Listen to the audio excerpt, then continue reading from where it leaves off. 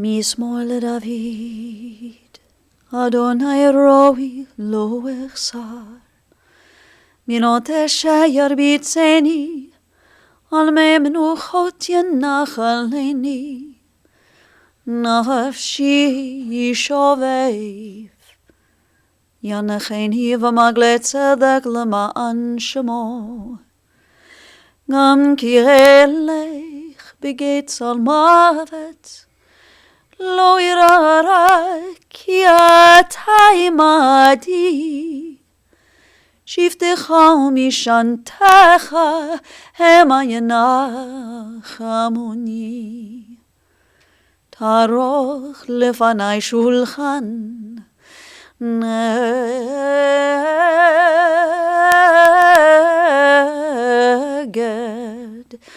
צורריי. דשנת ושמן ראשי כוסי רוויה, אך טוב וחסד ירדיפוני כל ימי חיי, ושבתי בבית אדוני לאורך ימים. I've chanted for you the words of our 23rd Psalm. When our hearts are heavy and hurting, when we are in need of comfort and consolation, we often turn to the psalmist. And so I ask you to recite these words with me at this time. The Lord is my shepherd, I shall not want. He maketh me to lie down in green pastures. He leadeth me beside the still waters. He restoreth my soul. He guideth me in straight paths for his name's sake. Yea, though I walk through the valley of the shadow of death, I will fear no evil, for thou art with me. Thy rod and thy staff, they comfort me. Thou preparest a table before me in the presence of mine enemies. Thou hast anointed my head with oil. My cup runneth over. Surely goodness and mercy shall follow me all the days of my life, and I shall dwell in the house of the Lord forever. In the rising of the sun and in its going down, we will remember her. In the blowing of the wind and in the chill of winter, we will remember her. In the opening buds and in the rebirth of spring, we will remember her. In the blueness of sky and in the warmth of summer, we will remember her. In the rustling of leaves and in the beauty of autumn, we will remember her.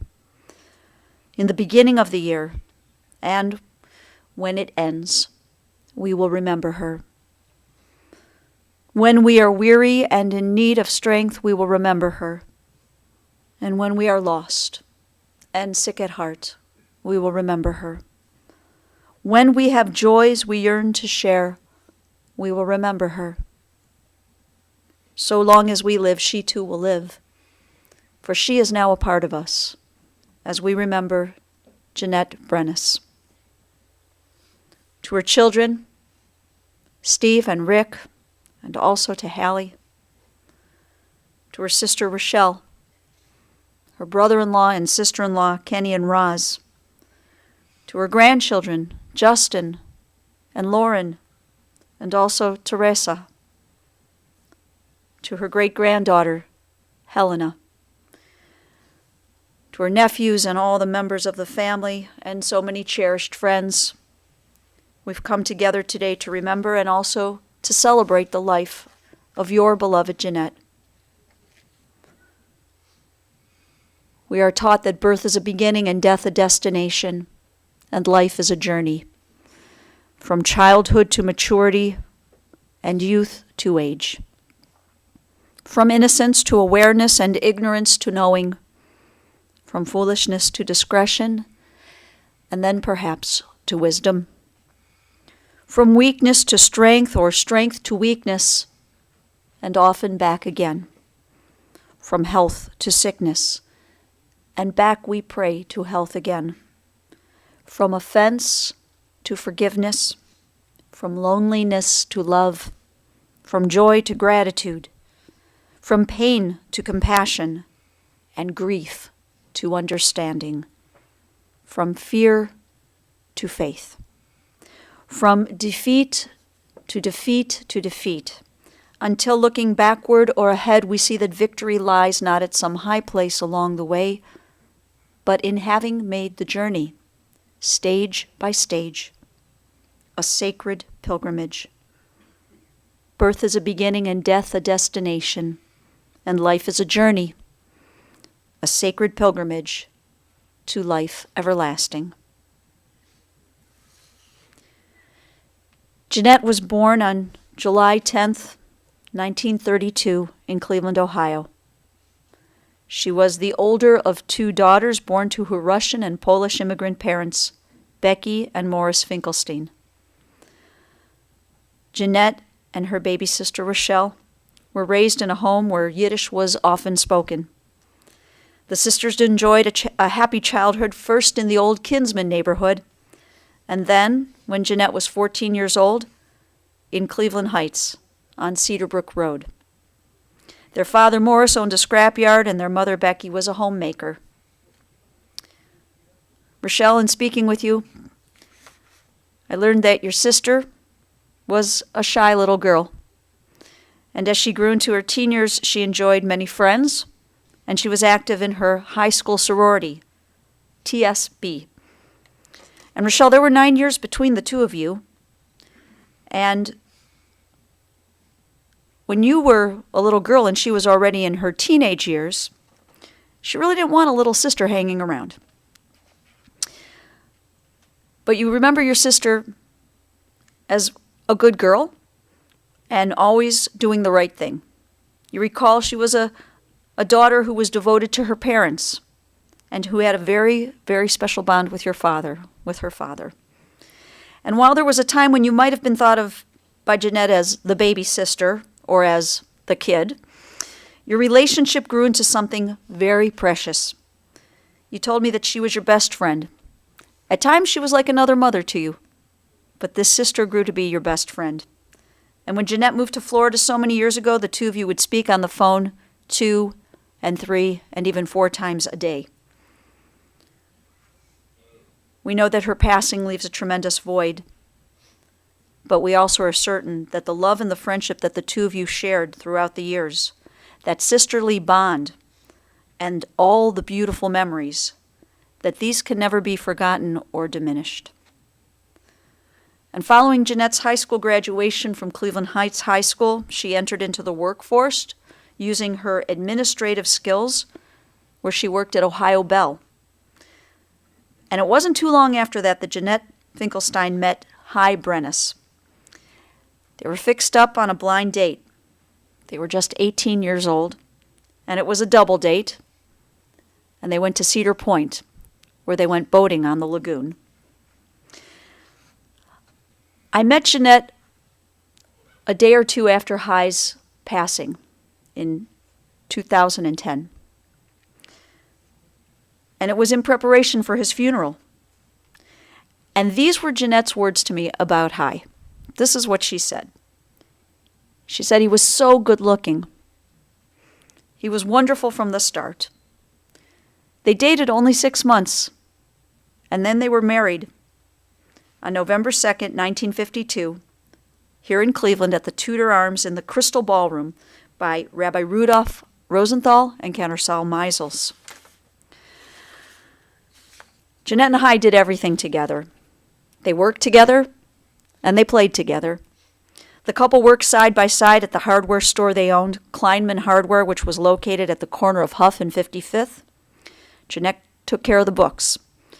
And after they sold the hardware store, they bought Midas Muffler in Willowick. They continued working together until retirement.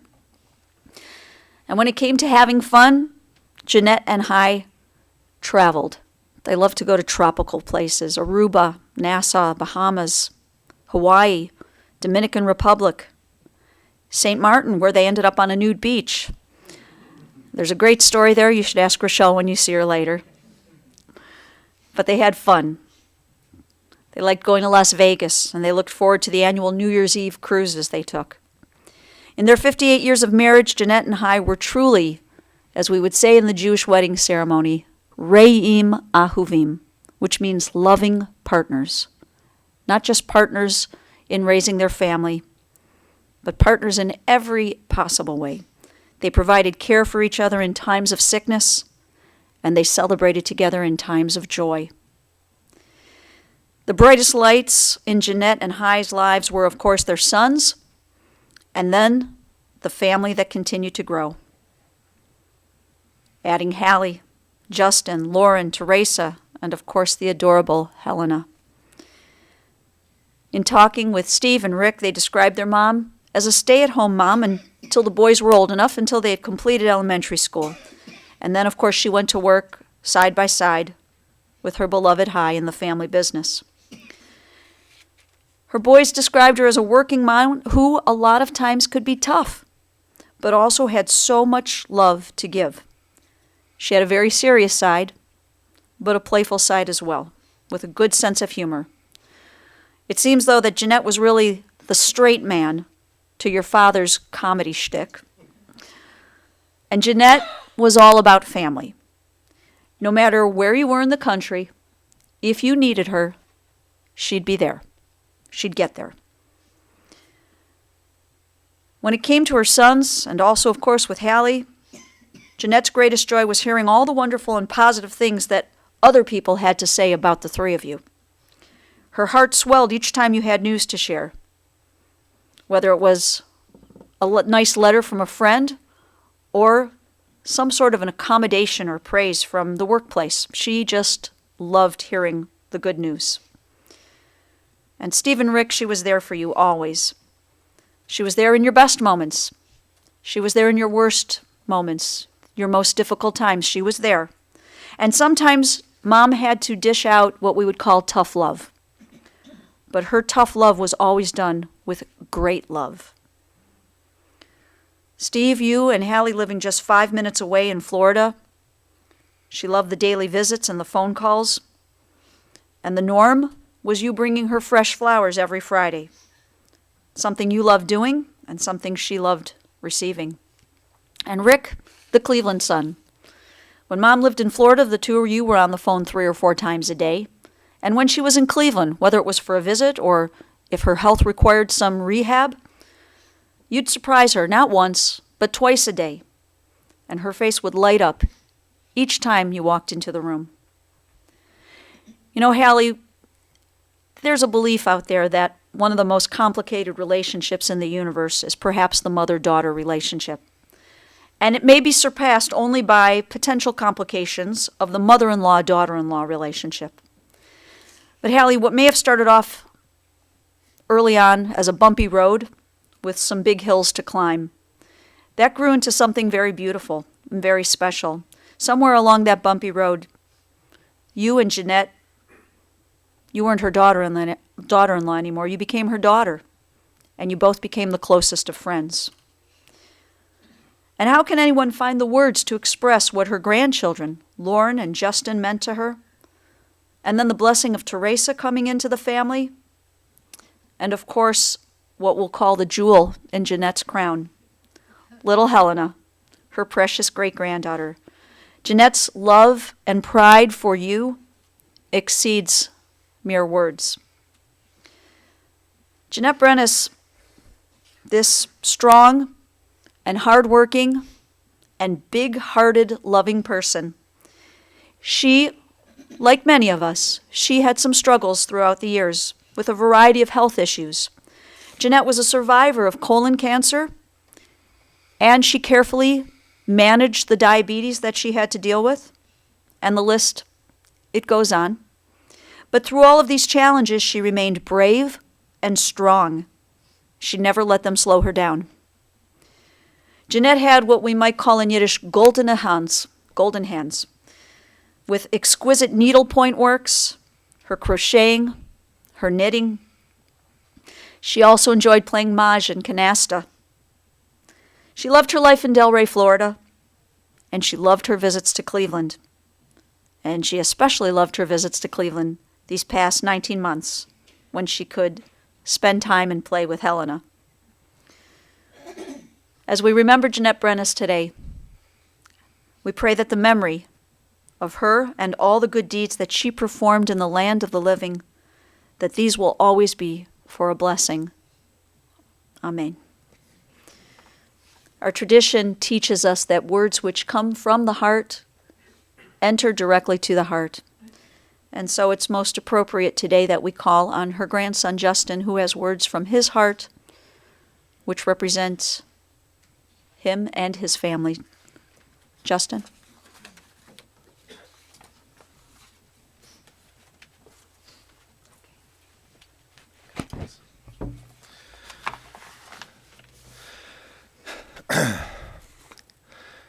While my grandmother always had her own way of showing it, unique to each person she came across in her life, she loved those that she knew and loved with a passion and conviction unmatched in any person I've yet to meet during my almost 30 years thus far. Once she accepted you into her fold, her family, you knew you had someone on your side, there for you all day, every day, sometimes multiple times a day, whether you liked it or not.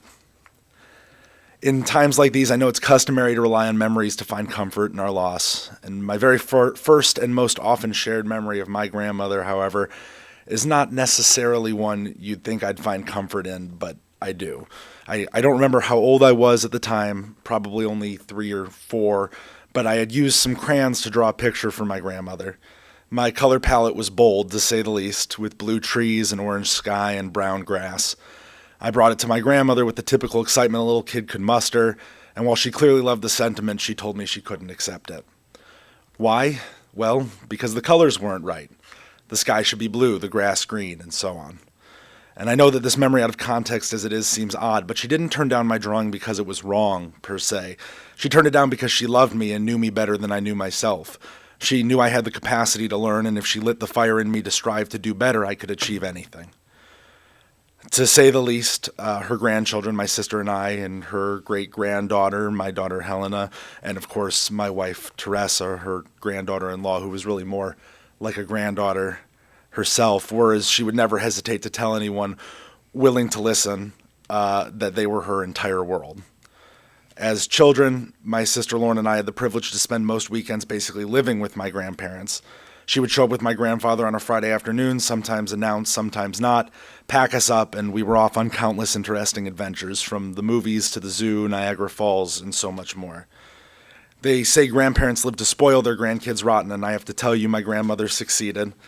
Each adventure she and my grandfather would take us on always ended with some kind of toy or present, and without a doubt, a single scoop of ice cream. Though, thinking back now, the ice cream container always managed to end up mysteriously empty after those 2 scoops. So perhaps that part was less for us than it was for her. Having someone like my grandmother in our family's corner to champion us as children, young adults, teenagers, and then adults was a unique honor that I personally don't feel I was ever able to thank her for enough. No matter what may have been going on in her life, she was always there to help us shoulder our defeats, and she loved every opportunity to celebrate our victories. From her, I learned a strength and determination to always conquer what life throws your way, to keep your head up each day and stay true to yourself no matter what anyone else may think, and to never, ever stop learning. With that, I'd like to share one last memory. When my daughter Helena turned 6 months old last August, my wife and I decided to enter her into the Gerber Baby Contest. Mind you, it goes without saying, but there was nothing in this world that was more important to my grandmother than her great-granddaughter. To vote, you had to go to a website once a day, search for Helena by name, and then select her photo.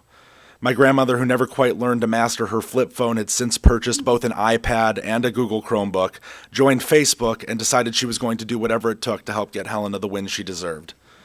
This meant me walking her through the voting process every day I could, and to my belief that she had eventually figured it out and had been voting successfully on her own. Then one day, just 2 or 3 months ago, I received a long Facebook message from my grandmother that read, amongst other things, "Take me to vote for the Gerber baby, Helena. Gerber baby voting, take me to any Gerber baby voting place." Where she may have thought she was typing these things into a Google search, she had been typing them into a chat to me, and they had accumulated over the month or so the contest had gone on. At some point, she finally accidentally sent them to me, and while we were both able to laugh at the situation, it was yet another example that, as frustrating as trying to figure out her computer may have been, and no matter how many times she clearly tried to vote and failed, her love for Helena superseded all, and nothing was going to keep her from trying day after day after day. That is who my grandmother was, is, and always will be. a true force of nature, one that I still can't fathom the world without, but one who laid the groundwork every day of her life to show me and everyone else to never stop loving, learning, or trying. I love you, and I'm going to miss you more than words can say, Grandma, and I thank you all for indulging me.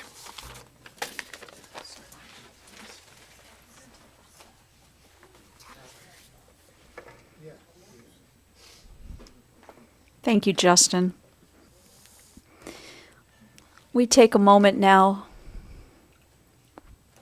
so silently we can ask God to accept Jeanette's soul.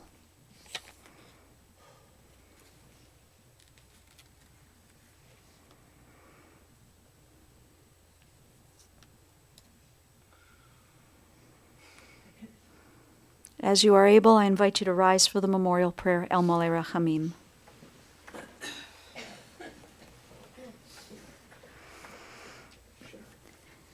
El Mole Rachamim, shochen במרומים, עמסי מנוחה נכונה תחת כנפי השכינה, במלאות קדושים וטהורים, כזוהר הרקיע מסהירים, את נשמת שיינדל בת ריבה ומשה, שהלכה לעולמה בגן עדן, תחי מנוחתה.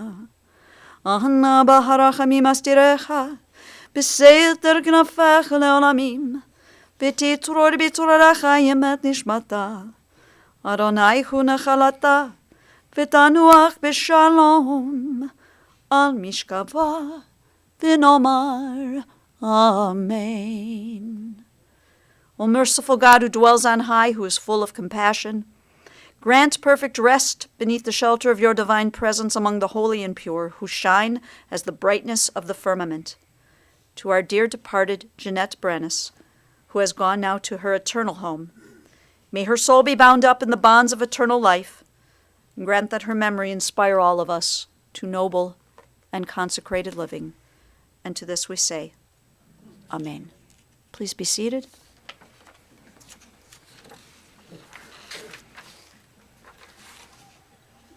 Just a couple of announcements to share. The family has asked me to announce that anyone wishing to make a contribution in memory of Jeanette, that you might consider the Alzheimer's Association. And also the family will be receiving visitors immediately following interment at Mount Olive Cemetery. The visitation will be at the clubhouse at Woodhawk today until 8 p.m. and also tomorrow afternoon from 1 until 4 p.m. On behalf of the entire family, we thank you for being here with us on this sad but most important day.